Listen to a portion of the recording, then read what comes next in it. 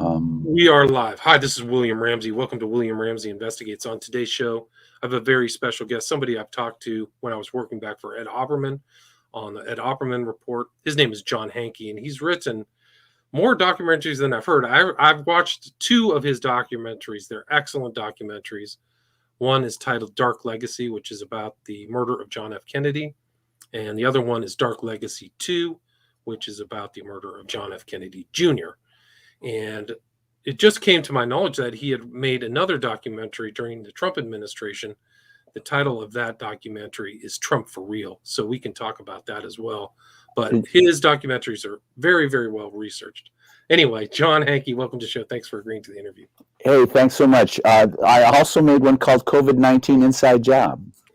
Okay, well, I don't even know that too. So you've been busy, much busier, and you're working on a new project too, which we can talk about as well. But maybe, like, for people who haven't heard your name, just go back to the beginning. What led you to start researching these topics and put together these excellent documentaries?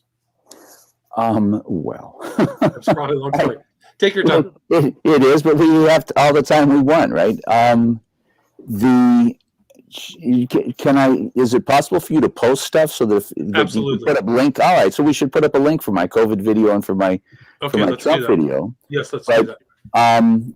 When I remember in the sixth grade. Tell me where.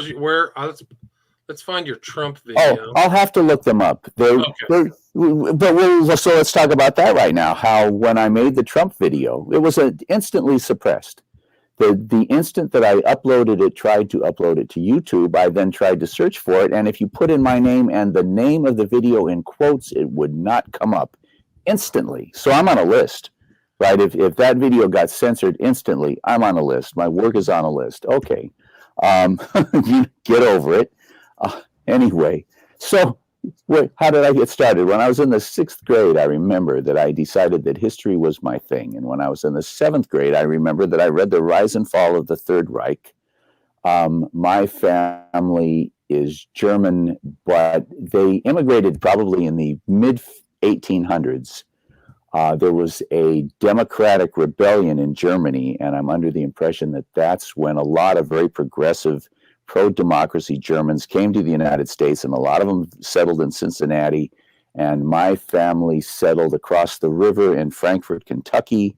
My grandmother's birth certificate is in German. But anyhow, so I was very, I had this dark cloud over my head about, we're German and Hitler and so on. And so I was very interested in that, and I read The Rise and Fall of the Third Reich, which maybe people have heard of it. They're my age. They've heard of it because of whatever. And in any case, it's garbage, which is in the Trump video. Did you got to see the Trump video? I just found it on Media Time Network. If this looks like yours, it is up, but it doesn't. You have to type in the whole thing. Well, in any case, you can put up links for people. Yeah. Right. Yes. And so one of the things that I learned, good gravy. Yeah, I went down, I walked to the local library, and I came back with a baby stroller with about 12, 13 books. Everything that they had on the shelf on Hitler, I brought home. And focusing on the issue of how it was that Hitler came to power, I come to discover that every single book cited the same report called I Was Hitler's Boss, published by the New York Times in their history supplement in 1942. And this guy, his name is Captain Mayer, M-A-Y-R, and he says that he was working for German Army intelligence, that he, I'm trying to think of a way to put this briefly, and I guess we have time and I'm not going to. I'll try to make it as succinct as I possibly can. But at the end of World War I, the British aristocracy, who are really the villains, I'm discovering, those are the guys who killed John Kennedy, the British aristocracy. They're the main villains on the planet at the moment, and they killed Princess Diana. They're very, very, very evil people, and they're very anti-democratic. anyhow, they sent supervisors in to supervise the German surrender. People don't know this. Do you know what ended World War One? Do you know why World War One ended? Well, supposedly it was something was signed on what 11th of 1990. Well, but why? Oh, why did the Germans lay down their arms? I don't know. Tell me. Well, you won't find it in the history book, so you kind of have to come to this conclusion on your own. There were communist revolutions in Berlin and Munich, and the Allies said, and the the Germans, right, the bad guys on both sides said, well, we have to put a stop to this. And they took the German army and they expunged, they eliminated, they would bring the soldiers in one at a time and say, what do you think about the Kaiser? And if you said, oh, he's a great guy, you kept your job. And if you said he needs to be shot, they would send you home. So that they then had something that they called the Free Corps, F-R-E-I Corps. And they sent those guys to Munich and to Berlin to exterminate the revolution. And when they got to Munich, after they went to the city hall and killed everybody who was there, they then went to the army barracks and arrested all of the soldiers and said, you guys are communists, because if you weren't, you would have done this, right? You're sitting here and you allowed this communist revolution to take place. You're a bunch of communists. And they then tortured everybody to find out who the leaders were.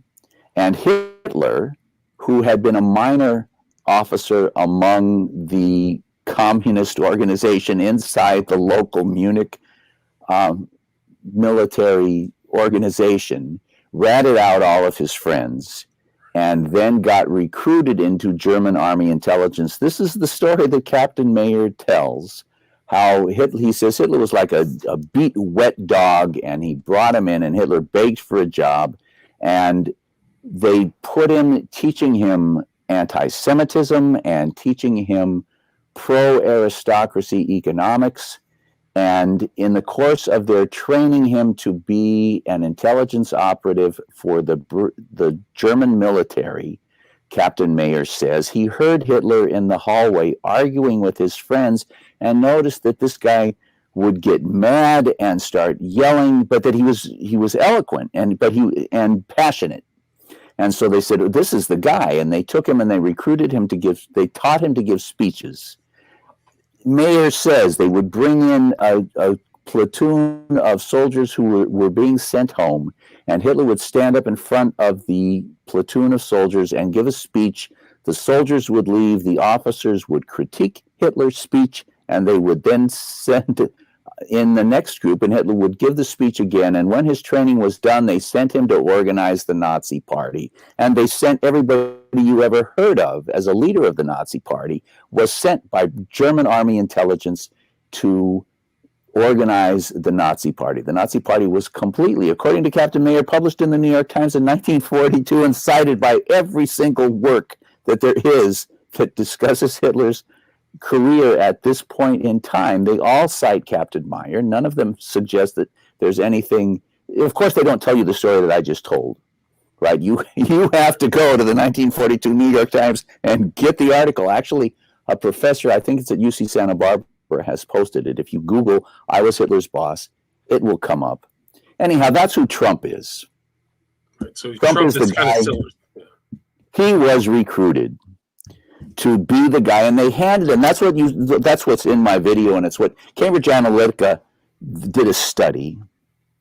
You want to say something about Cambridge Analytica so your audience knows? Let me let you talk for a minute about Right. Well, it has nothing to do with Cambridge, but it has a lot to do with Analytica. It has a fancy sounding name, but it was just a means of a group coming together. It's basically cutting edge, high tech propaganda, is my understanding. I've done a show on it, but not. They are military. They are military psyop warriors, and they are responsible. There's a thing on Netflix today called The Great Hack, and it's like anything else. You have to listen to the part that's not garbage, and you have to ignore the part that is garbage anyway. There's a lot of very, very, very good stuff in it. They let you know. They had a hidden camera while they're talking to the head of Cambridge Analytica, and he says, "Oh yeah, we did Brexit, but don't tell anybody. That's a secret." Wow. And there's a guy in my video. There's a guy named Wiley. He's got pink hair, and he was the first guy to come out. And he says, "Oh yeah, we brought in focus groups, and we determined what it is that Steve Bannon's candidate would have to say in order to get everybody's ears to perk up and the hair to stand up on the back of their neck and for them to get excited." And they learned that they had to say deep state, and they learned that they had to say build a wall, and they learned that they had to say that they would rebuild infrastructure. And Trump got up so Trump got up and said all of those things. But one of the things you learn from Wiley is that they came up with the program, and apparently Bannon took it to Cruz, and apparently with a name like Cruz refused to say build the wall. Interesting. And so they dumped Cruz in favor of Trump, because Trump doesn't have a problem with pushing racism against Latino people, which apparently held Cruz back. In any case, so they developed the program. They took it to Cruz. Cruz said no, and then they went out and found Trump. So that Trump is a creation, the way that Hitler was, of the same intelligence people.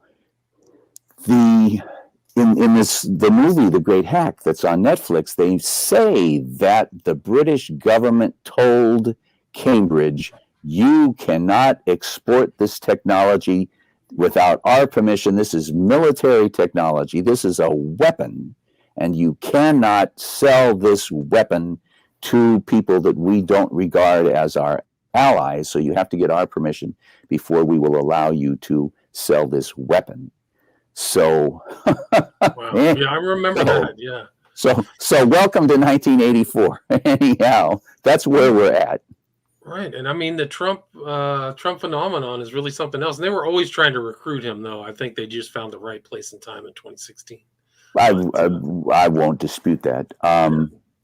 So that's your just Trump for Real documentary, right? And then yes. Let's see. So that's it. So you're on IMDb, and then you did another one after that, right? The COVID-19 one. The COVID-19 one, and what I can do that I think rather quickly, which is that COVID-19. Oh my goodness! Anyway, because I haven't thought about any of this stuff in a while, and when I stop and think about it for a second, oh my goodness, I just remembered.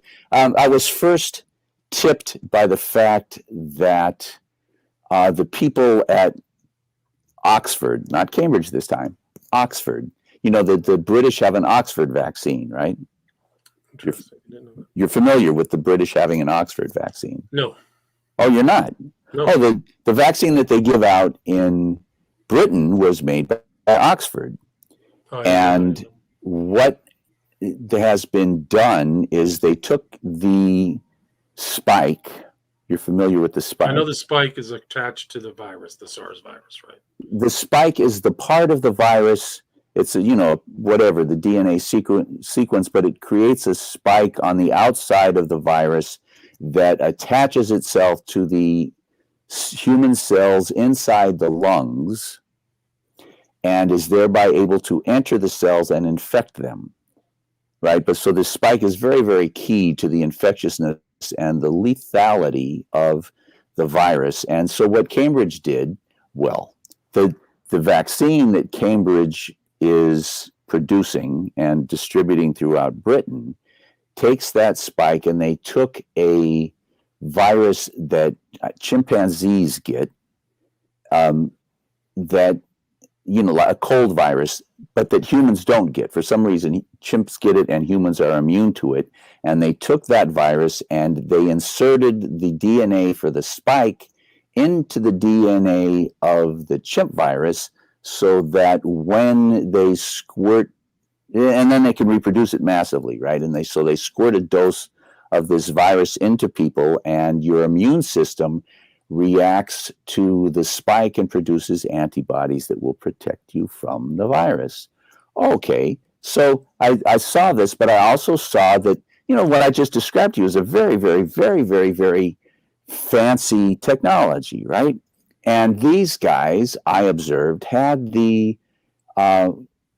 they had the vaccine almost instantly, and so I concluded from that they must have had the virus in advance. I come to find out, a friend of mine sent me a video. It's this global virologist conference, right? And it's led by one of the leading virologists in Britain. And this woman has invited virologists from all over the world to participate. And they invited the woman who was the head of the Oxford Vaccine Project to discuss the development of the vaccine. And she says that they had the vaccine in 2018. And I went online and found the application that they submitted to test the vaccine in 2018. And they got the vaccine, I think it's very clear, from Rocky Mountain Labs, which is a U.S. military bioweapons lab in Montana, I believe. Rocky Mountain Labs. And I went to the Rocky Mountain Labs website, and there's a guy. One of the guys on the website is displaying his collection of bats. Wow. So they had been looking for the bat virus, and they found it, and they and on and on and on. I mean, I could go on for 2 hours about this, and I won't. I'm not really that interested, but it's very, very, very, very, very, very clear that COVID is a bioweapon developed by Well, is it developed by the U.S. or is it developed by NATO? Because you will notice, and to what purpose? Which is skipping ahead, and that's fine. We're not going to be here all day long, so we're going to skip ahead over a lot of the details of the really, really just an enormous amount of data in articles that come from within the virology community, right? I'm not talking about QAnon crap, and I'm not talking about anything from any news source. I'm talking about science, right? The magazine Science. I wasn't really aware. Science is a really, really hardcore scientific magazine for scientists, right? They print scientific articles about scientific research, and they're very, very, very, very technical. And the footnotes in those articles go to the research papers done by the doctors, the scientists who are typically the authors of these articles. Anyhow, so let's jump ahead past all of that really technical and interesting research to the question of why. But there's a number of things to notice. One of the things to notice is that COVID started appearing all over the place in October, right? It appeared in late December in China, but there's an NPR interview with the head of the task force that's fighting COVID in Italy, who says, "Oh yeah, it was here killing people." Yes, in November. Right, it was massively in Lombardy, in Italy, in November. This guy says, and he got fiercely attacked, of course, because how dare you contradict? Well, geez, dude, I'm only the leader of the campaign in Italy. The doctors in France said, "Hey, you know what? COVID has a very, very distinctive." Radiology footprint, right? If you look at an X-ray from somebody who has COVID, it does not look like somebody who has pneumonia. And so these French doctors said, well, let's start looking back through all of our old X-rays. And lo and behold, from around October in eastern France, there's all of these X-rays that show that people had COVID. They started going through the sewer water in Spain and found COVID in Spain in March. Wow. And wow. It's all in the video. And this is NBC, I think, is reporting this stuff. Well, it's some little thing on their website, didn't, if it isn't on the nightly news every night for a week, nobody's aware of it, right? If they give it a 30-second spot one night, everybody forgets it. It doesn't come to anybody's attention. That's just the way that human beings are. That's the point of the media, is to hit you with information and then make you forget it. So yeah, well, they bury you, and if they bury you with if they contradict it, one of the things I'm working on today, there for I think 5 days at least, the media reported that the weapon that was found in the book depository was a German Mauser.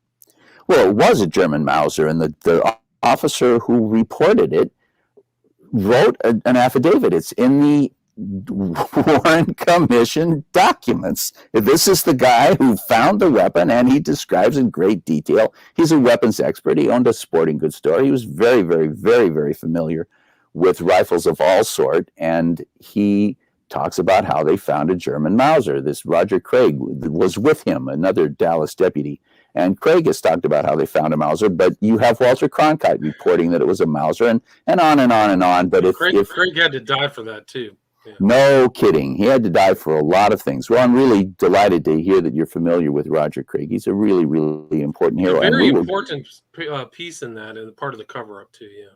So I think it was in the Men Who Killed Kennedy documentary, features him, and he just sees that. He says, "People are trying to kill me all the time. It's like unbelievable." And then they finally killed him. We'll come back to him. Okay. Actually. So sorry to interrupt. It was the Mauser, which became the Carcano, right? Well, the thing is that we were talking about how COVID-19 was in Europe well before it appeared in China in late December, and it's my observation that what they were planning to do is kill all the retirees. I don't know if you've noticed, but ever since they instituted Social Security, the right wing, the Republicans, have been bitching and moaning and complaining and saying, we got to do something, we got to do something, we got to do something. And anytime anybody suggests anything concrete, that person doesn't win another election. I mean, Jeb Bush came out saying, yes, we have to cut the cost of Social Security and Medicare. He got 4% when he was running for president. Well, that and the billboards. That's a huge pie. That's a huge piece of the domestic expenditure pie for the United States, is that? Well, it's a huge piece of the part that isn't military, right? If you cut the military out, yes, it's a huge piece. Anyway, so but if you find somebody laying at the street, you find somebody with a smoking gun. If the guy with the smoking gun doesn't tell you why he killed him, you have to guess. And so we're looking at the fact that these guys, oh my goodness, if the mRNA vaccines, there's a TED Talk given by some woman, some very, very astute and articulate scientist, explaining, good gravy, the sophistication of an mRNA vaccine. And you will notice the Russians don't have an mRNA vaccine. The Chinese don't have an mRNA vaccine.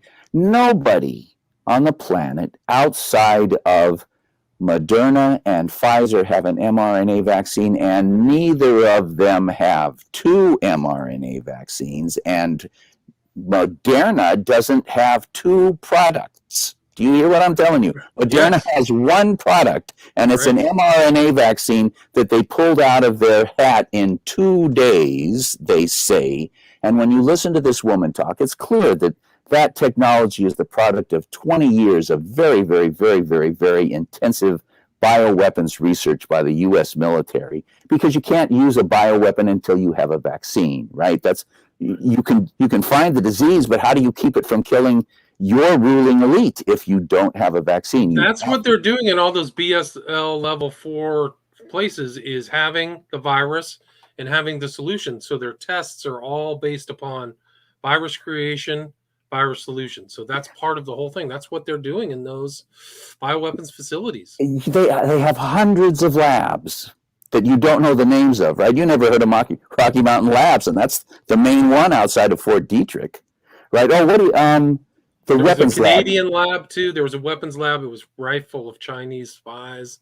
I didn't know. Well, and NATO. Yeah. NATO does this stuff. It's right, because you'll notice now. I was coming to this that see, when they first released COVID, they found out, they discovered to their horror, that if you give somebody COVID and they have a strong immune system and they don't get a severe case of COVID, they are not going to spread severe cases of COVID. And, anybody in your audience, you take a couple of weeks and do the research that I did, and you will find out that what I'm telling you is really, really hardcore truth. If you have a mild case of COVID, what you spread is immunity. And that's what they found when they did the research in Italy, when they did the research in Spain, and when they did the research in France, was that there were these communities where people were getting immune, but they weren't getting sick. And for somebody to die from COVID, they have to get massively infected. And so it's my guess. Well, it's interesting. The guy, the head of the Oxford labs, the head, not the head of the vaccine project within the lab, but the head of the labs, was talking about, oh yes, we're going to come up with inhalers. And you'll go to the doctor and open your mouth and he'll squirt the inhaler. You know what an inhaler is, right? Yeah, of course. Okay. And he'll squirt one of those and you'll inhale it, and the vaccine will go straight into your lungs.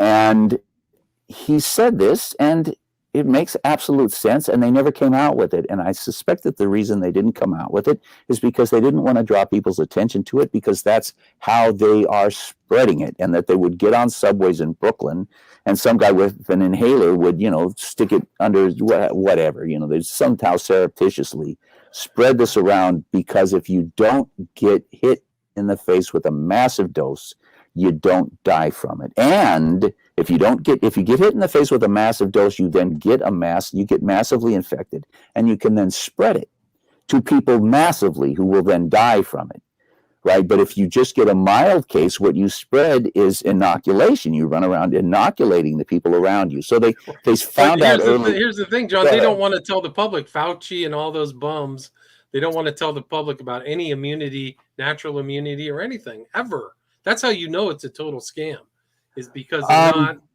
educating the public about natural immunity at all. Well, one of the things you find with JFK, that I find with JFK, I'm pushing 70. I've been doing this since I was in the 6th grade.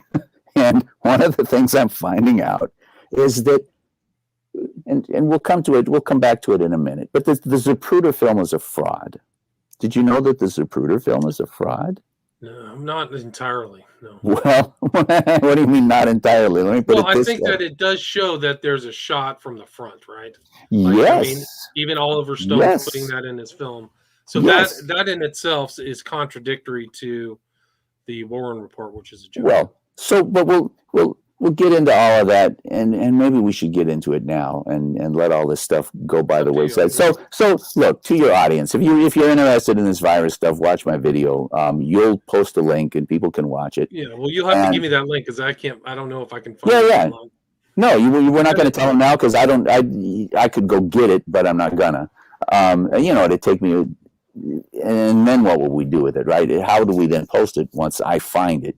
Anyhow, so I'll send it to you and you'll post it on your website. I will. Yeah? Yes, I will. Okay, very I'll good. Post it on all the links of this, and once it gets moved to and distributed to all podcasts, I'll put it in the links. Yeah. Okay, well, so it's my observation that they set out to kill all of the retirees in Western Europe and in the United States, and that therefore in Africa, there were all these people going around inoculating each other. And in India, there were all these people going around inoculating each other. And at the beginning of the pandemic, there were only mild cases in India and in Africa. And the epidemiological community started to get really up in arms about, hey, what the hell? Why is it that this doesn't make any sense? Everything. There was an article in the New Yorker magazine that was like 15 pages long, written by a really brilliant and articulate epidemiologist, about how, these guys are used to developing computer models and being accurate to, if they're off by 3%,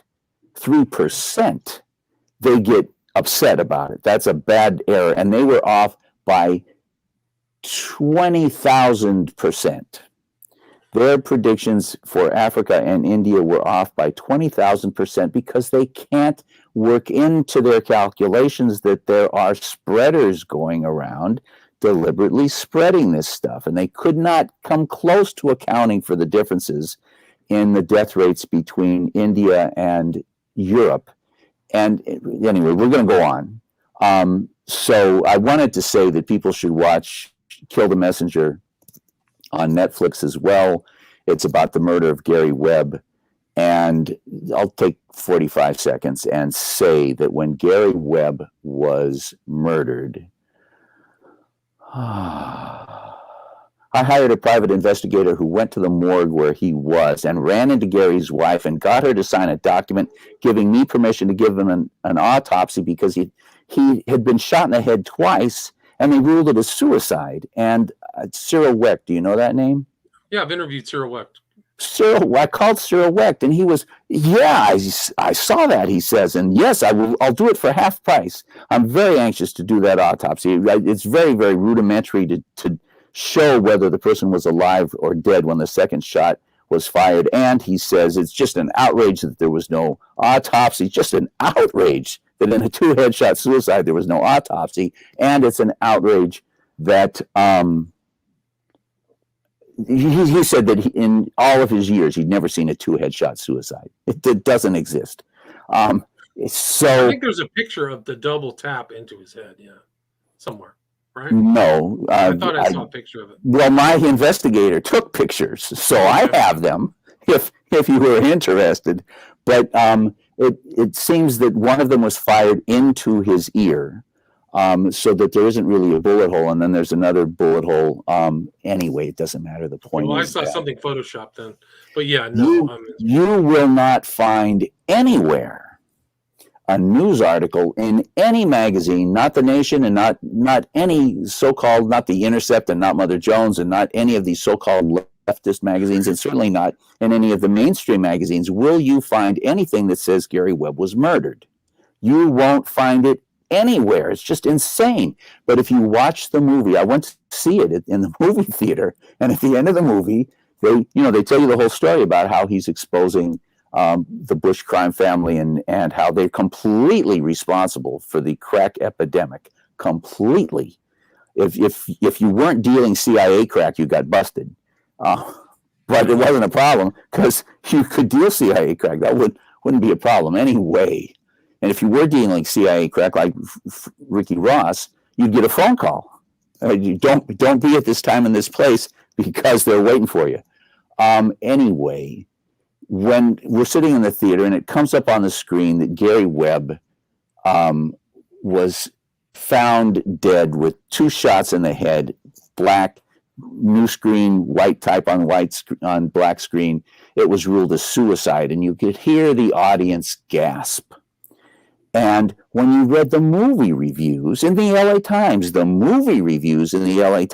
agreed with the audience that I was sitting among that, God, that's so ridiculous. How could you rule a 2-headshot death, a suicide? And the New Yorker, which is, just a piece of garbage 99% of the time, but occasionally, right? It printed that COVID article that was really, really valuable.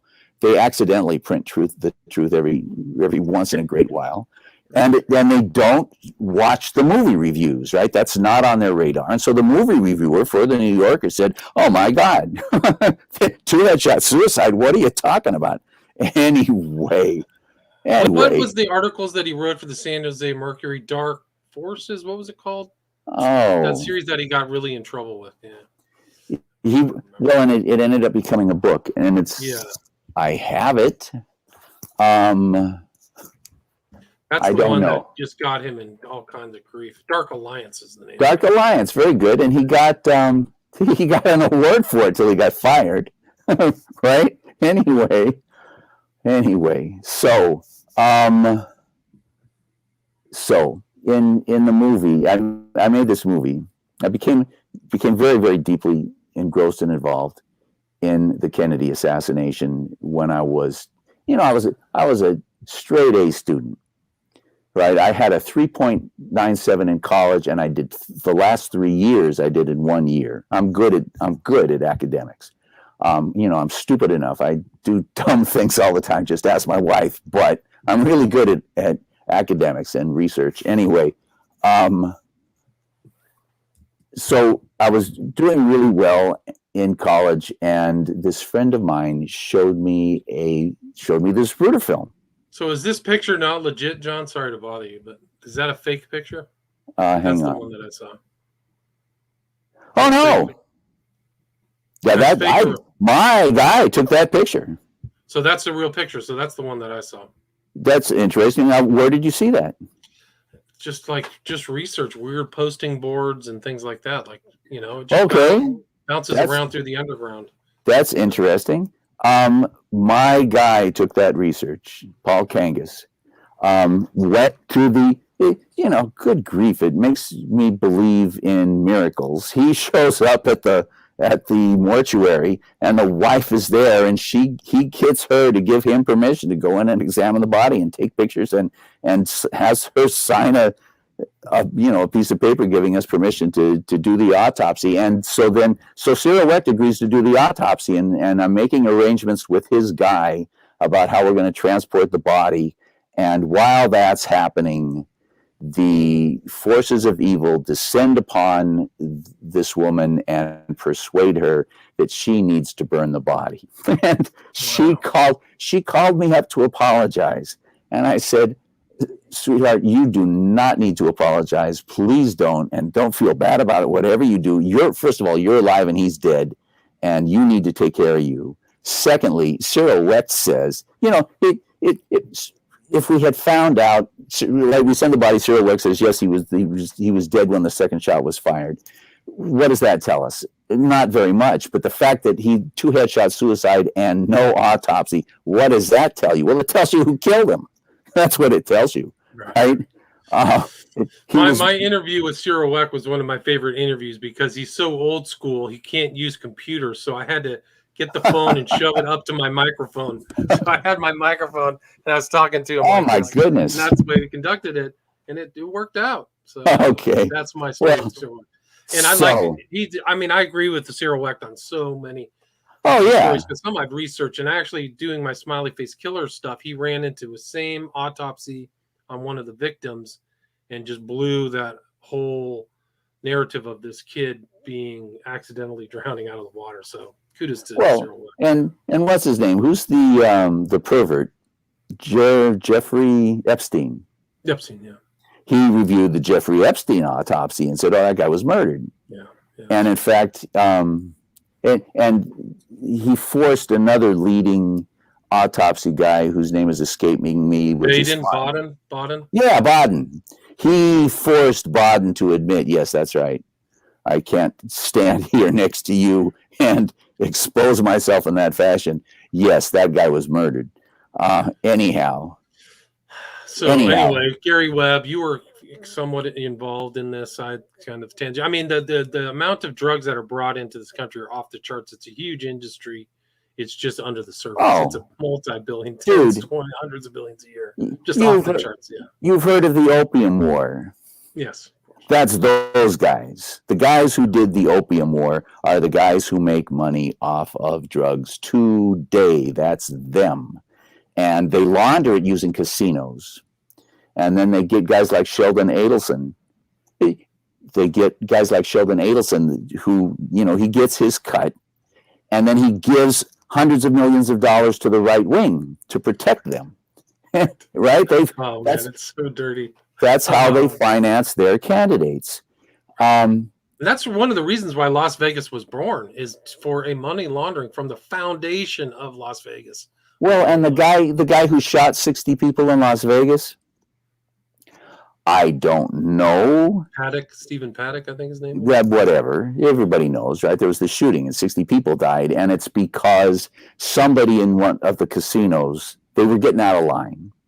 They weren't towing the line, and they needed to be brought to attention. The guy who did the shooting was so obviously a money launderer, right? He owned airplanes. He owned like 5 little houses right next to 5 little airports all over the place. And he would go into these casinos and launder money, right? He'd walk in and drop millions and millions of dollars, which is, it's a contribution, it's a deposit in the casino. And then the casino would then shave off the top, man. Well, I don't know how they do it, right? If perhaps they send their guy in and their guy wins $1 million and walks out and pays taxes on it. So it's all now legitimate, right? It's no longer dark money. It's now laundered money. Clean. Anyway, so 20 years old, this friend of mine shows me a copy of the Zapruder film. Oh, the Zapruder film. There are 20 witnesses that say that the limousine stopped in front of the grassy knoll. All of the motorcycle cops have made audio tapes where they talk about the limousine stopping in front of the grassy knoll. Senator Yarborough, 20 feet behind Kennedy's car, says the car stopped in front of the grassy knoll. It's in his Warren Commission affidavit. Is everybody listening to that? The Warren Commission documents. There's all this squabble about, release the documents. I got news for you, boys and girls. It's all in the Warren Commission documents. Oswald was an FBI agent. It's in the Warren Commission documents. It couldn't possibly be more clear. Good gravy. Ruby was an FBI agent, says Hoover to the Warren Commission. Anyway, well, he wasn't really working for us. He only had 9 contacts, and it's documented that he went in and bought micro cameras and micro tape recorders and microphones at the same time that he's meeting with the FBI spying on CIA gun running. It's also documented that he was running guns for the CIA at the same time that he was being visited on 9 different occasions by FBI agents. That's what Oswald was doing. Wow. Oswald is the guy who identified for Hoover where Lake Pontchartrain was and what they were doing. But we're getting a little bit out of order, so I dropped that bomb. On my list, on my notes that I'm looking at over here, is that we should talk about my first movie, Dark Legacy. Sure. Let's start there, because it does tie. It's basically about the death or murder of John F. Kennedy, right? That's right. And it was originally called JFK2, The Bush Connection. And as JFK2, The Bush Connection, it had millions of views on YouTube. And as I was mentioning to you before we started, my semi-latest video, COVID-19, that is, COVID-19 Inside Job, is my latest. And the day I posted it, instantly, seconds after I posted it, I searched for it to see whether, in fact, it was available. And you can put in my name and you can put in the title in quotes, and it will not come up. If you type in COVID-19 Inside Job, it will not come up. Well, so is that Amazon? Yeah, is that Amazon? Yeah. I don't know that Amazon ever carried it. They may have carried it on Prime for free for a minute. Was it April 13th, 2021? Yeah. So no, that was it. I saw the cover. That's my cover. It looks like. Yep. Oh, really? Yep. Oh, very cool.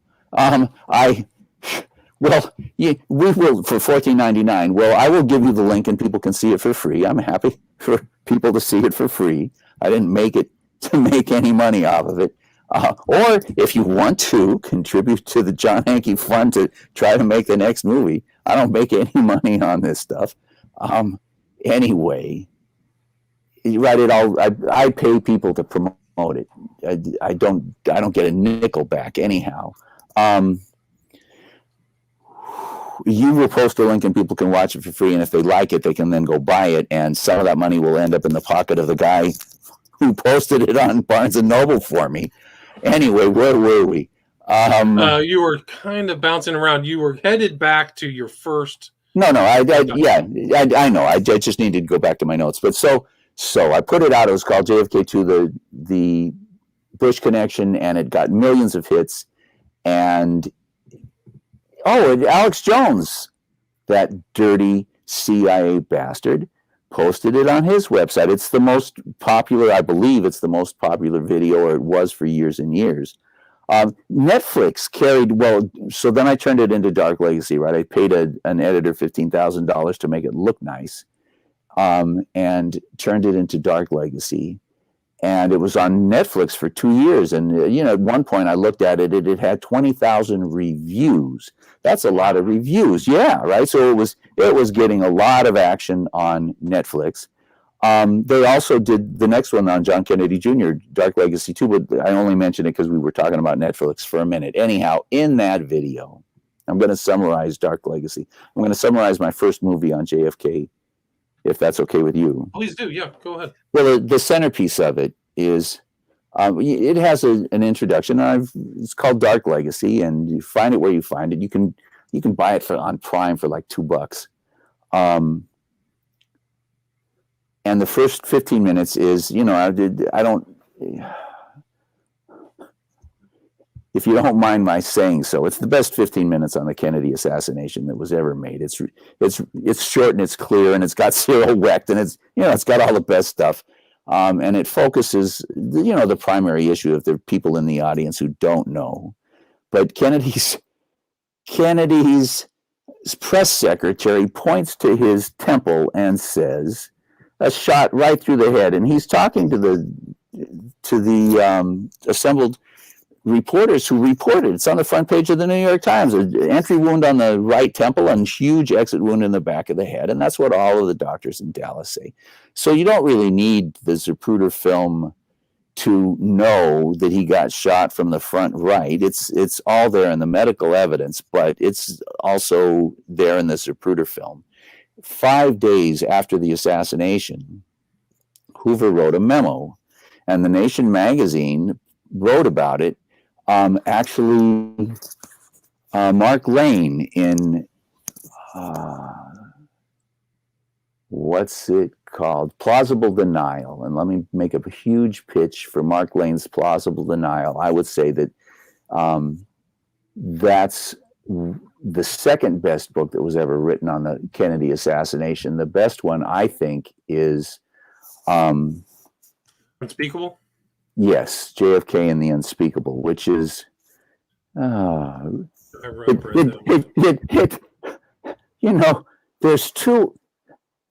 the FBI memo that I'm about to talk about, written by Hoover, that names Bush. And there's another FBI memo written by an FBI agent who talked to Bush the day of the assassination about the assassination, in which Bush tells the FBI agent that he's staying at the Dallas Sheraton. How did neither of those memos get mentioned in a book with 5,000 footnotes? So I can't answer that question. But if you allow the fact that, Bush was a shooter, he was a low-level operative at the time, right? He went on to become president of the United States and head of the CIA and father of the president of the United States. He went on to, because, right, he got his ticket punched. What did the mafia say? He made his bone in Dallas on November 22nd. Oh my God. Anyway, so we'll get to all of this. So there's this memo written by Hoover that they called Bush into FBI headquarters. You hear what I'm telling you? Oswald was an agent. Ruby was an agent. Both of them were at a number of different witnesses, Marita Lorenz being my favorite, so I'll mention her. Marita Lorenz also wrote a book. I have no clue what it's called. But she testified in the Plausible Denial trial that she and the other Operation Mongoose Cubans in Florida, in Miami, probably, got into cars, 2 station wagons, full of guns, and drove into Dallas on November 21st and pulled into a hotel. And Ruby and Oswald both showed up, and E. Howard Hunt shows up and starts passing out maps and money. And Marita Lorenz says, wait a minute, I do raids on Cuba. What the hell are we doing in Dallas? Get me out of here. And she gets on a plane and flies back to Florida, and Kennedy gets murdered the next day. But anyhow, the point is that the FBI knew. I don't know what the FBI didn't know, but they called Bush into FBI headquarters. And if the Hoover memo had said, we called George Bush into FBI headquarters in order to ask him about the Kennedy assassination, and he bullshitted us, and we ought to prosecute him for all the lies that he told. If they had called him in, and if Hoover had written that memo, we would never have seen it. But he didn't write that memo. He wrote a memo. The title of the memo is Assassination of John F. Kennedy. And in the first paragraph, he says, well, the State Department has said that they're concerned that the anti-Castro Cubans might try to retaliate for this attack on the United States by what they think was Cuba. They think Castro killed John Kennedy, and so we want the FBI to investigate that. Well, that's all horseshit. Everybody in Operation Mongoose was in Dealey Plaza, and 3 of them were arrested as shooters, and 1 of them was questioned by the police as a shooter, and we'll get to that later. That's in Dark Legacy 3. That's in the movie that I'm working on today, every day for the last 8 years. Anyhow, in the memo, it's Hoover calls these guys misguided. In the first paragraph, he calls them misguided anti-Castro Cubans. So, says Hoover, the FBI, on behalf of the State Department, investigated the response of the misguided anti-Castro Cubans, meaning the CIA's Cubans, to the Kennedy assassination and whether they were planning an attack on Cuba in response to it. And he says, we found that they were all brokenhearted at the murder of John Kennedy. They were just beside themselves at the parties that they were throwing. Anyway, he says, and then down in the last paragraph, he says that we relayed this information on November 23rd to Mr. George Bush of the CIA. And I'm surprised you hadn't heard that, but I mean, well, this is. I watched your video at least twice, but a long time ago. Well, I remember like you showed documents that there was evidence that he was around in. I think it was the FBI had documents that evidence George Bush was in Dallas on that day, November 22nd. Oh, and he has so many connections to all of these guys, right? There's one of my favorites is there is a letter from, I believe it's from Prescott to Dulles, but it might be from Dulles to Prescott, and it doesn't matter. It says that we want to talk to you about your the work that's going on in the Caribbean. I want to talk to you about some private things that I have going on in the Caribbean. I'm not going into all this. There's such solid ties. Well, I guess I'm gonna say that George Bush worked in Skull and Bones. Yeah, sorry, he was in Skull and Bones when he was in Yale. He left and went to a guy who was identified as an by Prescott in a letter written by Prescott introducing C.D. Jackson to somebody as a CIA recruiter. George Bush went to work for C.D. Jackson, the CIA recruiter, and he then left and went and founded Zapata Offshore, where he was working in the Caribbean, right in the middle of CIA operations. So, and all of these mongoose guys, I believe Sturgis. Chichi Rodriguez, or Kiki, what was that guy's name who killed Che Guevara? What was his name? He was friends with Bush Sr.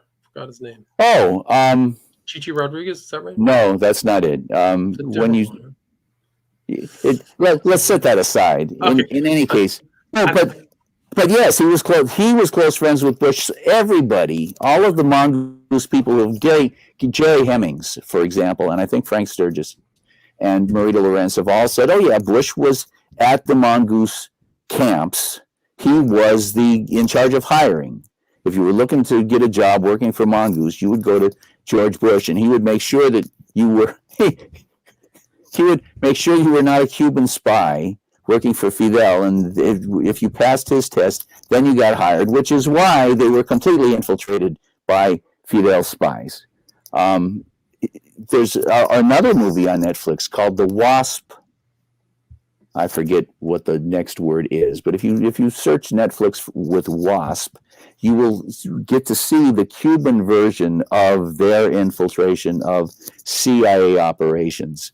And it's strictly a self-defense, right? They are infiltrating the military operations that the U.S. is conducting against Cuba that are all acts of war and completely against every international law that there is. Anyway, in my notes, just by the way, Gaetan Fonzi is another major JFK researcher, and he says the Mongoose guys did it. I interviewed the head of the State Department intelligence, right? The State Department doesn't want to rely on the CIA, so they have their own intelligence service with 3,000 employees. And I interviewed this guy, Tom Hughes. He says, oh, yeah, Mongoose did it. Actually, he didn't say it quite that overtly, but he said it. And LBJ, Johnson is getting interviewed, right? Shortly before they murdered him. Johnson is getting interviewed, and some reporter says it was a group of them, and one of them says, so come on, you don't believe that Warren Commission crap. And Johnson says his response to who do you think shot Kennedy is, we were running a damned murder incorporated down there in the Caribbean. That's Mongoose. And, Hoover was Johnson's best friend. So if Hoover knew everything the day after the assassination, which I believe he did, or nearly everything, he may not have known who the shooters were, but he certainly knew that all of the Mongoose people were there. They interviewed all the Mongoose people, right? Marita Lorenz and Sturgis both say that right after the assassination, the FBI came to them and said, you were in Dealey Plaza, weren't you? And they both said, yeah, because if they'd lied, they'd have gone to jail for lying. And Marita Lorenz says that she wanted to tell them about the station wagon full of guys, and they said, yeah, we know. Anyway, so. It's just so crazy. There's just so much going on there. I think the guy's name I was trying to remember was Felix Rodriguez. He's the one. Yeah, that's the guy. Felix Rodriguez is the guy. Yeah, still wears Che Guevara's watch. I can remember. Yeah, a very, very, very, very dark and dirty guy. Anyhow, so in Dark Legacy, I present all of this evidence connecting Bush to all of these assassins, especially to Hunt, and these FBI memos that I mentioned. Oh, I didn't go into it very much, but the day of the assassination, like an hour, 1:45, an hour and 15 minutes after the assassination, and like 15 minutes after Kennedy, it was announced that Kennedy was dead, Bush calls the FBI, and I forget the name of the agent that he spoke with, but the agent, as you'll understand in a second, the agent says, yeah, what do you want? And Bush says, I want to tell you that this young guy, his name's Parrott, he was talking about killing the president. And the agent says, yeah, when was that? And Bush says, I don't remember. And the agent says, well, where was it? And Bush says, I don't remember. And the agent says, well, just in case we need to talk to you later, where are you going to be? And he says, I'll Dallas Sheraton. And so there it is, the FBI memo that he was at the Dallas Sheraton the day of the assassination. The guy who found the first memo, the memo that Hoover wrote, what's his name? It's not going to come to me, and it's okay. Joseph McBride wrote an article in The Nation magazine. He called up George Bush. And of course, he didn't get to talk to Bush. He only got to talk to his, I think, campaign manager, and said, so I got this memo, and it says that Bush got called into FBI headquarters the day after the assassination. And the guy says, well, hang on. And he comes back and he says, well, that wasn't our guy. And McBride says, yeah, well, so where was your guy? And Bush says, I must have been in Houston. And I was working, he wasn't in Houston. He told the FBI, we have it documented, that he told the FBI that he was staying at Dallas Sheraton. So everybody on the planet remembers, everybody who was alive remembers where. It's like 9/11, right? Everybody knows where and when they were when 9/11 happened.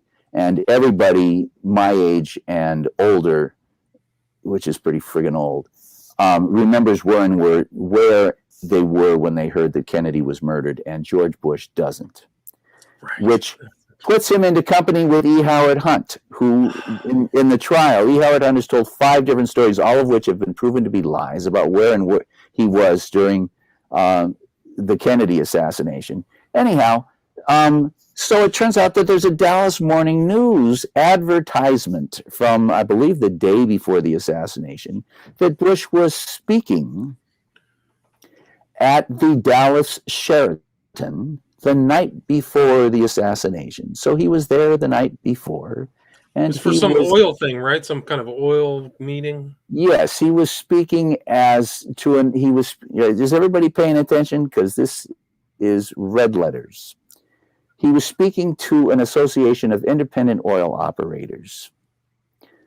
He was speaking to an association of independent oil operators, and he was speaking as the independent president of the independent oil operation, Zapata Oil. Okay, so he told the FBI agent who he spoke to the day of the assassination, that when he told him that he was staying at the Dallas Sheraton, he told him that I'm George Bush and I'm from Houston and I'm the president. I'm an independent oil operator from Houston. So that's his CIA cover that day. Well, Roger Craig, tell people who Roger Craig is. He was a policeman on the scene who saw people getting out of a car, I believe, before the shooting, if I remember, like something fishy happening in Dealey Plaza. And then so I'll tell the story. He saw all sorts of things. But he saw Oswald getting into a green station wagon, a green Rambler station wagon, which belonged to Ruth Payne, which is the woman that his wife was staying with. His wife and kid has CIA ties or intel ties. Who, of course, right? Oh, she's very, very, very, very, very clearly CIA. And the station wagon is being driven by David Morales. He's being driven by a guy. It's being driven by a guy who matches the description of David Morales, who is Operation Mongoose. He's the head. He's the Miami head of Operation Mongoose, right? He would probably be the guy that, that I think, yes, I believe Bush and Hunt and Bush and Hunt would have answered to Morales. Morales would have answered to Shackley, and Shackley answered to Lansdale, and Lansdale answered to, do you know who Lansdale answered to? Phyllis? Bobby Kennedy. Wow. Wow is right. Talk about a kick in the gut. I'd seen all this stuff where Richard Helms, who was the head of the CIA and who complained, it turns out, in more than one place, he complained loudly that Bobby Kennedy was constantly on him. Once a week, at least, he heard, or was it daily? I forget. I don't remember whether it was every day or once a week. Have you come up with a plan to kill Castro yet? Have you come up with a plan to kill Castro yet? Have you come up with a plan to kill Castro yet? But, I found a very innocuous memo from McNamara saying, I might be sending it, I don't know who his memo was written to. It might be Kennedy. It's President Kennedy saying, and it might be to the State Department, and it might be to somebody else in defense, that Robert Kennedy wants Ed Lansdale. So I'm going to give Ed Lansdale, I'm going to take him off of Vietnam and give him to Robert Kennedy to work on Cuba. 2 months later, Operation Northwoods comes out, and it's Operation Northwoods says, if you know how to read it says the head of Mongoose, which is Lansdale, wrote Operation Mongoose, which is the plan to shoot down a plane load of students and blame it on the Cubans, so that in order to justify an invasion of Cuba. Right, So that was Northwoods. That's what he was involved. But wasn't Lansdale also involved in Phoenix in Vietnam as well, or later? Maybe that comes later. no, well, of course, it's much later. It's well, Phoenix is starting in I think 65 maybe, and maybe later than that. No, Lansdale. When Lodge wants to murder DM, Lodge says, I want Lansdale to come supervise the murder of DM for me. And it's all there in the documentation. McCone says, oh, hell no. Here's another one for your audience. Pick up your pencil, audience, and write down The Quiet American. That used to be on Netflix. I don't believe it's on Netflix anymore, but it's on Prime. Buy it. It was one of the most important books written in the 60s. It was written by Graham Greene, probably the most successful and important writer of the period in any language. And it is about how Lansdale blew up cars in the marketplace in Saigon and blamed it on the communists in order to justify American intervention. That's what the movie is about. That's what the book is about. It couldn't be more explicit. And McCone says to Lodge, you're not putting that guy on my payroll. He blew up cars in the marketplace in Saigon, and everybody knows it. There's a memo between the head of the UN, Dag Hammarskjöld, and the head of the State Department at the time, whose name I don't remember, about how, oh yeah, that's the guy from Quiet American. Yeah. Oh. So is it your opinion that Lansdale and E. Howard Hunt were in Dallas in November 22nd? You don't know this. Prouty. You know who I mean, there's allegations, right? I don't. Oh no! Hunt is like as the tramp, right? No. Okay. Prouty says, you see that picture? That's Lansdale, and you don't believe me? Here's the letter. What's Krulak? General Krulak and I worked with Lansdale every single day, and I sent this picture to Krulak, and I said, and here's the letter I sent to Krulak with the picture. Hey, Krulak, who do you think this guy is? And Krulak writes back, that's Lansdale. I mean, look at the arm, look at the haircut, look at the big class ring he's got on. That's undoubtedly Lansdale. So what's up with this picture? And Prouty writes back and says, that was taken in Dallas the day Kennedy was murdered. And Krulak writes back and says, what was he doing in Dallas, LOL? Which is to say they both knew what he was doing in Dallas. Right, this is the guy who's he's the head of special operations. He's the guy who blew up car bombs in Saigon and killed killed up a marketplace full of civilians. So, he's the chief murderer. And I'm telling you, McCone, when Lodge said, I want Lansdale to come work for me, McCone says, you're not going to put him, I'm not sending him because he don't work for me and I won't have him on my payroll because he's a world famous scumbag. And Dean Rusk says, well, we don't have to put him on anybody's payroll. We'll just send him. And that's the last you hear of it. And then DM is murdered, and he's murdered and Lansdale names all of the CIA guys who can be tied to DM's murder. He names them all as his closest friends. Wow. He doesn't, anyhow. So you just see the murder of DM and Kennedy. It was how many months before Kennedy was murdered was DM murdered? Was it in 63, right? 30 days. 30 days, wow.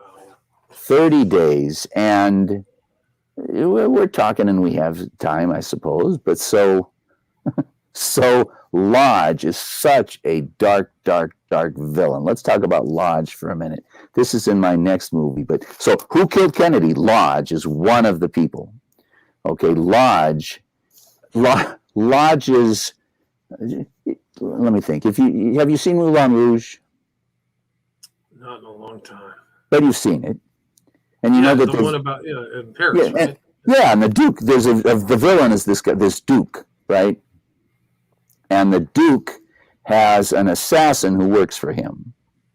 And every member of the aristocracy has a dirty thug who typically would be the chauffeur who drives the guy around, and when he murders a hooker, the chauffeur's job is to kill all the witnesses or pay off all the witnesses, but probably preferably murder them, because there's no way to, the only way to effectively silence a witness is to murder them. But so they all have those guys, right, who have to go around and clean up the messes that the aristocrats make one way and another, dead hookers or whatever. And so Lodge's driver was Kennedy's driver. Interesting.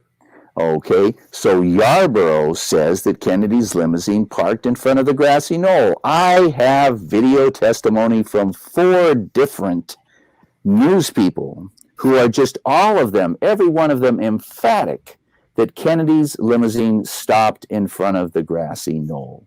All 4 of the motorcycle cops say that Kennedy's limousine stopped in front of the grassy knoll. Gene Hill says that Kennedy's limousine stopped in front of the grassy knoll. And Malcolm Summers, who was right across on the other side of the street from Gene Hill. Anyway, Kennedy's limousine stopped in front of the grassy knoll. When you have 20 witnesses, that's no longer disputable. Right? So that's the purpose of the Zapruder film, is to make it look like it was slow rolling through, not stopping. Not even slow. I mean, you go through the Zapruder film frame by frame, which I have done, and it's about 8 feet a frame. And I think, look it up, I think it's 16 frames a second. But if you take 16 frames a second and multiply it by 8 and do the math, you can figure out that it's, I think, doing 15 miles an hour. In any case, don't take my word for it, please. It's not hard to do. Go through and calculate yourself. Just go frame by frame. The Zapruder film is on the internet, frame by frame. Look and see for yourself. That's so. Now, this is very, very, very, very, very, very, very, very, very, very interesting. This is a thunderclap, right? The notion that the Zapruder film stopped in front of the grassy knoll and waited for the kill shot, which is what Yarborough describes. Okay, they sat and they waited for the kill shot. Well, that means that the Secret Service was in on it. And if the Secret Service if the Secret Service was in on it, why didn't they poison Kennedy? Which would have been easy, right? You have the Secret Service. Kennedy had like 8 doctors giving him injections, and you only have to get the bag out from one of them, and you replace one of the vials with something that's lethal. The doctor gives the injection. You put the original vial back, and you have a completely undetectable crime, and it's committed by 2 people, right? There were probably 150 people involved in the Kennedy assassination. Everything that could have gone wrong went wrong. 3 of the shooters got arrested. Oswald was supposed to get killed at the theater, and he didn't, and they bring him back, and he has conferences saying, "I'm a patsy. I didn't kill anybody. No, sir."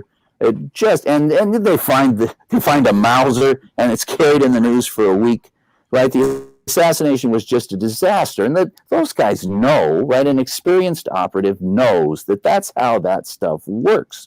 Anytime you have an operation, it's why Lansdale had to be on the scene, right? Lansdale's a general, and he's on the sidewalk, photographed on the sidewalk, walking past the 3 tramps who had been arrested behind the grassy knoll. E. Howard Hunt's son says that one of those tramps is him.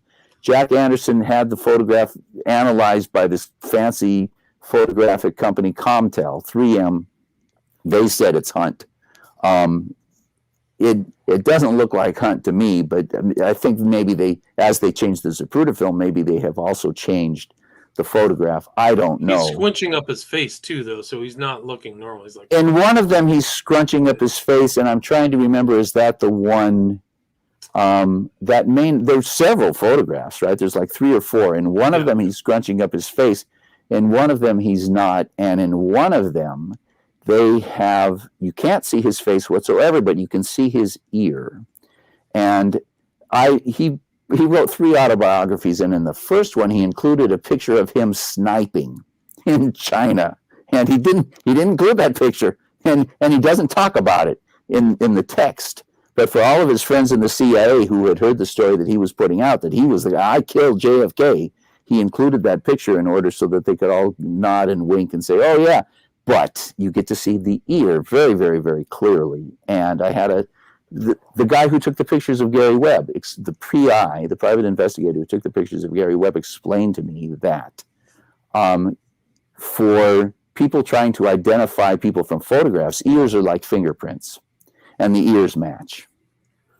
And, it's not quite like a fingerprint, right? But it's in the same ballpark. It's, Right. A fingerprint, if you have a really good print.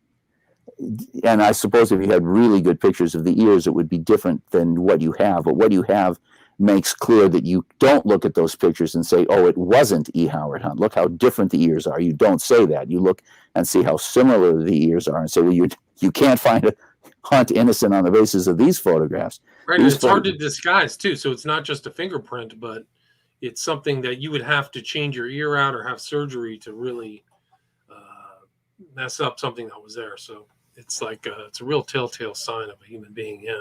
And do you think it was Woody Harrelson, too, in front of E. Howard Hunt? Woody Harrelson's dad? Oh, no, certainly not. Wait a minute. No, I remember distinctly seeing a picture of Woody Harrelson's dad and a picture of one of the tramps and thinking, oh, shit, that's him, right? So it seems very likely, given that. I don't know that means he was a shooter. That just means he was there. I'm rather under the impression that E. Howard Hunt was the shooter. He brags apparently that he was the shooter, and we're an hour and a half into this, so I'm not going to go on and on about it. I want to get to Roger Craig. Okay, talk about Roger Craig. So, I got about 15 minutes. I got another interview at 3. So okay, all right, good. Good. We haven't talked about JFK Jr., but we're not gonna. And look, Doug Legacy. You should tell people about that because yours is really the best documentary about. Well, only by a million miles. I'm not interested. You don't brag, but it's better than everybody else's. I'm not interested. I'm not interested in bragging. I wish there was one that was better. I wish I could tell you. Oh yes, read. I can tell you. Read JFK the Unspeakable. I can tell you read Plausible Denial. Those are both really solid books. I can't tell you that. There's nothing remotely decent about JFK Jr. Well, I take that back. He didn't die because QAnon said he's actually still alive and coming back. Oh, my God. He hit the water at 250 miles an hour, but he didn't die. Okay. Anyhow, Roger Craig he was, I can tell the story in the time that we have. Roger Craig was one of the few really heroic, brave, committed. He was a law enforcement officer, and he took it seriously. And it turns out that his uncle was a detective named Vaughn. And Garrison, Garrison is a district attorney. He is used to calling up the police and having them say, how can we help you? And bending over backwards to help a district attorney prosecute guilty people, right? And he calls up the Dallas police and he says, I'd like the arrest records of everybody who was arrested in Dallas, in Dealey Plaza that day. And they say, there are no arrest records. And he says, what? And they eventually give him an arrest record that he looks at and says, this is a red herring, right? This is something that has been concocted, and I could go on about it for 30 minutes and I won't. But please do keep your eyes out for my movie when it comes out, because it will deal with that anyhow. So he stews on this, and he's just furious, and he doesn't know what to do. And then one day he wakes up and he says, "Wait a minute! I know all these Dallas policemen. He went to Dallas and he got to know a bunch of them, and I'm going to call them up, and because they probably arrested people and they probably remember a good bit, and they can probably tell me." And so one of the people he calls up, of course, is Roger Craig, and Roger Craig says, "Well, I didn't arrest anybody, but I saw two cops talking to a very, very dark-skinned Latino." That's Morales. That's David Morales, who was also seen by a different witness. Somebody meeting that same description was seen in the 6th floor of the school book depository, and Craig says he was driving the station wagon that Oswald got into. Anyway, Roger Craig says that Vaughn, his uncle, was in front. He was, they heard the shots, and he and a lot of the cops went running into the scene, and Vaughn happened to go in front of the Daltex building, which is across the street from the book depository, and the crowd in front of the Daltex building had heard shots fired, they said, and the crowd handed him this guy and said, this guy came running out of the book deposit, out of the Daltex building, and look at him, he looks guilty. And so this is what Garrison says, that Roger Craig told him, that Vaughn couldn't avoid arresting this guy because the crowd was so adamant. So as he's walking this guy across the street, the guy tells him that he's an independent oil operator from Houston. Well, there aren't two CIA guys with that cover, right? That is one cover for one CIA operative, and the one CIA operative whose cover is that he's an independent oil operator from Houston is George H.W. Bush. So Bush got arrested as a shooter outside the Daltex building, which explains why you can, there were, actually, I don't think I've posted this. You can document 14 shots, 2 of them from the front and 12 from the rear, 12 shots from the rear that missed. One of them hit the metal top of the windshield. They hit Connolly twice. They hit the sidewalk, and a fragment hit, what's his name? The guy standing under the underpass, whose name is escaping me. And somebody saw a shooting gallery. It was just a massive shoot fest. Yeah. Yes. But my point is that the guys shooting from behind were amateurs, right? Morales is shooting from behind, and he's apparently not a skilled shot. And Bush is shooting from behind, and he's apparently not a skilled shot. And Hunt is shooting from the knoll, and he's a trained sniper. He is used to pointing guns at human beings and calmly pulling the trigger. And so that's what we have. Right. I mean, it's crazy. Okay. A lot of that stuff is suppressed, oppressed. Well, actually, it's all in the Warren Commission documents. Oh, really? So they talk about Bush being there in the Warren Commission documents? Well, hang on. The parrot, I believe the parrot, the one where Bush called the FBI and said, parrot, right? And they asked him, I believe that is from the Warren Commission documents. No, of course, the Hoover memo was not in the Warren Commission documents. It was among the first 100,000 pages of declassified documents that were released. That's where that showed up. And this guy, Joseph McBride, was researching a book that he was writing about movies. He was in the Hollywood Library researching, because that's what he does, is he writes about movies, but he got sick of that, and he walked over and said, well, what else you got that's interesting? And the librarian said, well, we got all these documents that were just released by the Assassinations Review Board. You might find that interesting. And so he's just, monkeying around, flipping through that, and he runs into George Bush's name. Anyway, in the Warren Commission documents are the FBI interviews with Oswald, and in that also is the testimony of one of the FBI agents who Oswald got arrested in New Orleans, and on a Saturday the FBI agent went down to the jail to interview Oswald, and Warren asks the FBI agent, wait a minute, how do you explain you went down? And the agent says, oh, well, he had a question, and the FBI often will respond to citizens' questions. And so we heard that he wanted to talk to an FBI agent, and I went down there to talk to him. And Earl Warren says, and I quote, you don't say, which is,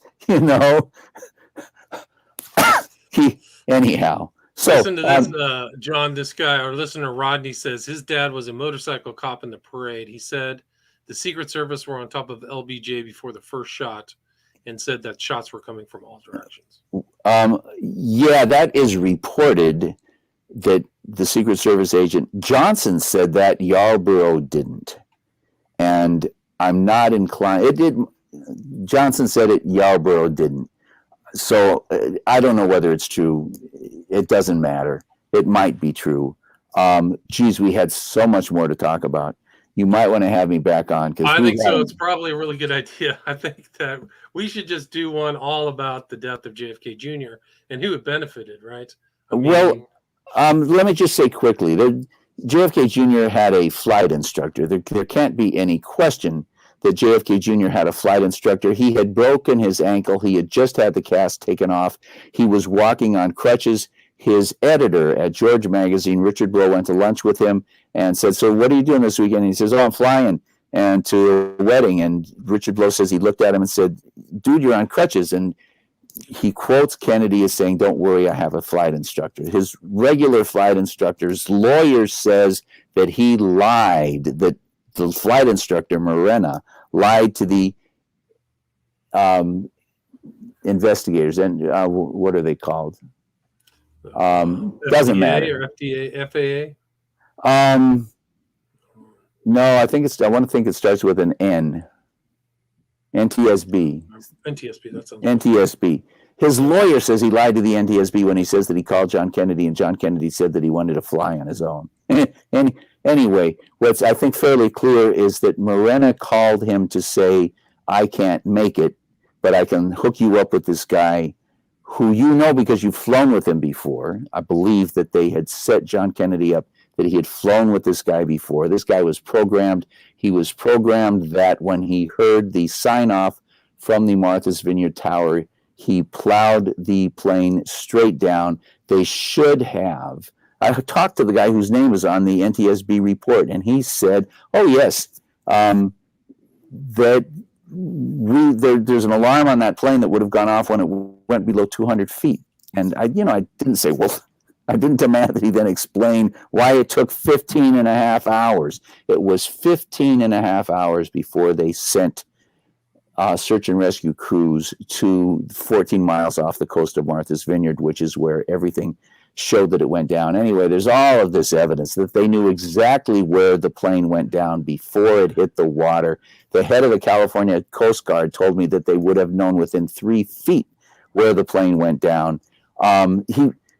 He had taken the written test to get a radar, right, flying blind on radar license. He had taken the performance test. The only thing he needed to do to get his final, what are we going to call it? I forget. It's not visual flight rules. There's another. What is it? The IFR, instrument flight rules. Flying on instruments. The only thing he needed to do is to record hours flying with a flight instructor. That's the only thing. So there's no way that he would not have had a flight instructor on that plane. And the movie comes up with 4 or 5 more reasons why he would have had a flight instructor. What's his name? Paul Wellstone, the Senator Paul Wellstone, the only guy to come out against what was the horrendous, Iraqi war. He was against the Iraqi war. He was against the Iraq war. He was also against the horrendous law that Bush passed. Patriot Act. He was also against the Patriot Act, and his plane contacted the tower and then plunged straight down. So it's parallel. They use the same technique. The flight and the co-pilot on that plane is connected to 9/11, and died in the crash. And so anyway, so you got to go and I got to go. And anyway, before we wrap up, John, there's a lot here. There's so much information. Where's the best place for people to watch these films? Is it on? I have this one that I saw on. Well, I'm going to send Amazon. it. I'm going to send it, and you're going to post it. Perfect. So people look in the show notes. You can, if you want to pay for it, and please feel free to pay for it. Go to Prime. I believe Amazon is carrying all of them. Okay. But in any case, if they want to watch it for free, they can go to your website. And I have to run right this minute, but I will this evening. Both Dark Legacies are on there, so I'll put the links to that. But let's keep in touch. Have a happy holiday, and we'll do another show in January. Very good. Okay. Excellent. Yeah, no, what we have to talk about is Lyndon Johnson. Lyndon Johnson opposed the Vietnam War in 1961. So we have to have a minute. I'm going to say this. In the movie JFK, they make, NSAM 273, Johnson reversed Kennedy's policies. If you get NSAM 273, Johnson says that Kennedy's policies in regard to withdrawal all remain in effect. I found a memo from a meeting the same day where he tells Lodge anybody who doesn't disagree with it should be fired. Wow. Yeah, and then so 15 months later, but they came to him and they said, "We want you to escalate. We want you to escalate." And he said, "No, I can't. I have to. I don't have authorization. And if you try to get the Tonkin resolution passed, it won't get passed."